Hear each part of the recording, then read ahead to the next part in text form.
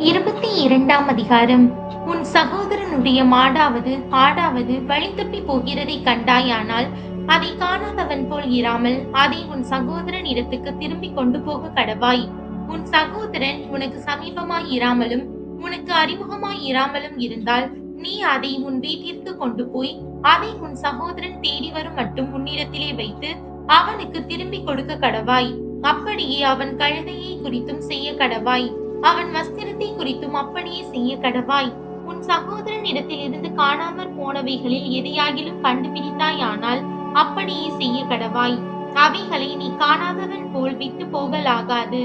உன் சகோதரனுடைய கழுதையாவது அவனுடைய மாடாவது வழியிலே விழுந்து கிடக்கிறதை கண்டாயானால் அதை காணாதவன் போல விட்டு போகாமல் அவனோடே கூட அதை தூக்கி எடுத்து விடுவாயாக.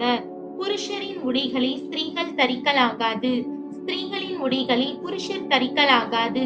அப்படி செய்கிறவர்கள் எல்லாரும் உன் தேவனாகிய கர்த்தருக்கு அருவருப்பானவர்கள்.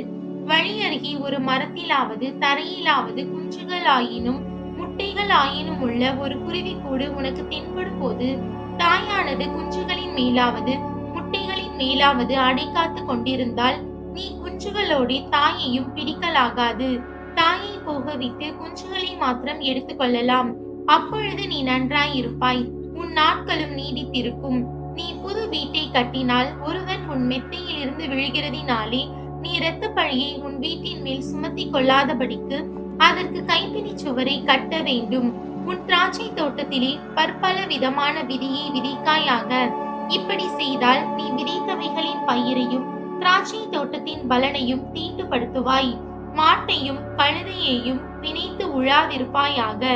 ஆட்டு மயிரும் பஞ்சு நூலும் கலந்த வஸ்திரத்தை உடுத்திக் கொள்ளாயாக. நீ தரித்துக் கொள்கிற உன் மேல் சட்டையின் 4 ஓரங்களிலும் தொங்கல்களை உண்டு பண்ணுவாயாக. ஒரு ஸ்திரீயை விவாகம் பண்ணின ஒருவன் அவளிடத்தில் பிரவேசித்த பின்பு அவளை வெறுத்து, நான் இந்த ஸ்திரீயை விவாகம் பண்ணி அவளிடத்தில் சேர்ந்தபோது கன்னிமையை காணவில்லை என்று அவள் மேல் ஆவலாதியான விசேஷங்களை சாட்சி அவளுக்கு அவதூறு உண்டாக்கினால் அந்த ஸ்திரீயின் தகப்பனும் அவள் தாயும் அவளுடைய கன்னிமையின் அடையாளத்தை பட்டணத்து வாசலில் உள்ள மூப்பரிடத்தில் கொண்டு வர கடவர்கள். அங்கே அந்த பெண்ணின் தகப்பன், என் மகளை இந்த மனிதனுக்கு மனைவியாக கொடுத்தேன், இவன் அவளை வெறுத்து, நான் உன் மகளிடத்தில் கன்னிமையை காணவில்லை என்று ஆவலாதியான விசேஷங்களை அவள் மேல் சாட்சிகிறான், என் மகளுடைய கன்னிமையின் அடையாளம் இங்கே இருக்கிறது என்று மூப்பரிடத்தில் சொல்வானாக. பின்பு பட்டணத்து மூப்பருக்கு முன்பாக அந்த வஸ்திரத்தை விரிக்க கடவர்கள். அப்பொழுது அந்த பட்டணத்து மூப்பர் அந்த மனிதனை பிடித்து அவனை தண்டித்து, அவன் இஸ்ரவேலில் ஒரு கன்னியை அவதூறு பண்ணினதினாலே அவன் கையில் 100 வெள்ளிக்காசை அபராதமாக வாங்கி பெண்ணின் தகப்பனுக்கு கொடுக்க கடவர்கள்.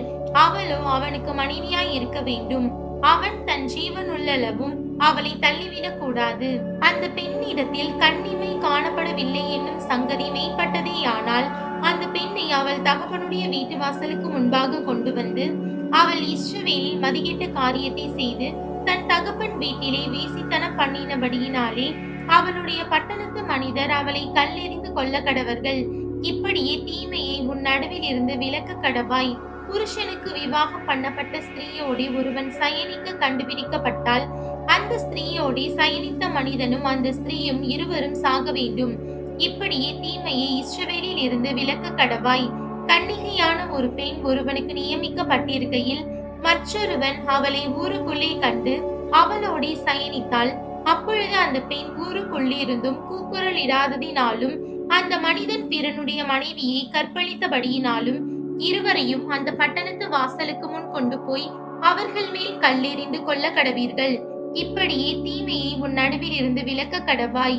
ஒருவனுக்கு நியமிக்கப்பட்ட பெண்ணை வெளியிலே ஒருவன் கண்டு அவளை பலவந்தமாய் பிடித்து அவளோட சயனித்தானேயாகில் அவளோட சயனித்த மனிதன் மாத்திரம் சாக கடவன், பெண்ணுக்கு ஒன்றும் செய்யலாகாது.